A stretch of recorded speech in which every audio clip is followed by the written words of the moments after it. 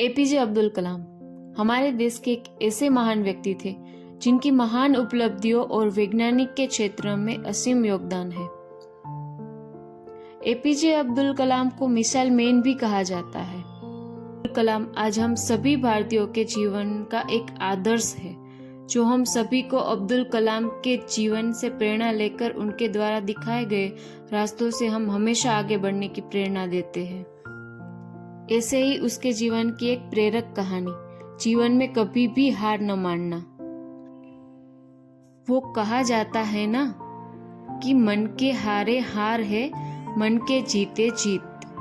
अब्दुल कलाम बचपन से ही पायलट बनना चाहते थे और जैसे कि उन्होंने देहरादून एयरफोर्स एकेडमी में फॉर्म भी भर दिया था, लेकिन परीक्षा में कम अंक आने का उनका चयन नहीं हुआ और इसी वजह से अब्दुल कलाम हारे नहीं, खुद को जीवन में आगे बढ़ाते हुए विज्ञान की दिशा में बढ़ते गए और फिर पूरी दुनिया में एक वैज्ञानिक के रूप में मिसाइल मैन के नाम से प्रसिद्ध हुए।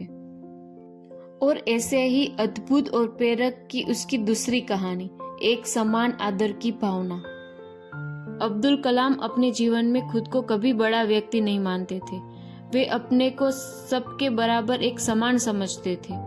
जब उन्हें वाराणसी के आईआईटी के दक्षिणा महोत्सव में बुलाया गया था, तो उन्होंने देखा कि स्टेज में 5 कुर्सियां अलग लगाई हुई है, जिनमें बीच वाली कुर्सी बड़ी और उन सबके ऊंची भी थी, जिस पर उन्हें बैठना था।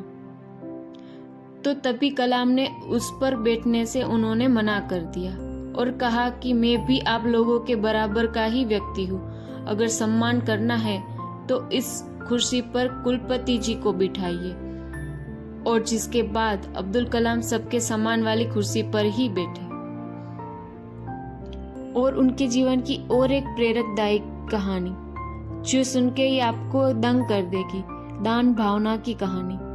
जब अब्दुल कलाम का चयन राष्ट्रपति के स्वरूप में हुआ था, तो उन्होंने तुरंत एक चैरिटी को फोन किया और अपने जीवन की सारी जमा पूंजी दान कर दी और कहा कि आज से मेरा ख्याल तो अब भारत सरकार कर रही है, इसलिए अब सैलरी भी मिलेगी, उसे भी हम दान करते हैं। अब्दुल कलाम खुद कहते थे कि सबसे उत्तम कार्य क्या है? किसी की भूख को भोजन कराना, जरूरतमंद की मदद करना, इंसान के स्वरूप में दूसरे इंसान को काम आना और किसी दुखी व्यक्ति की सेवा करना सबसे उत्तम और पुण्य देने वाला कार्य होता है।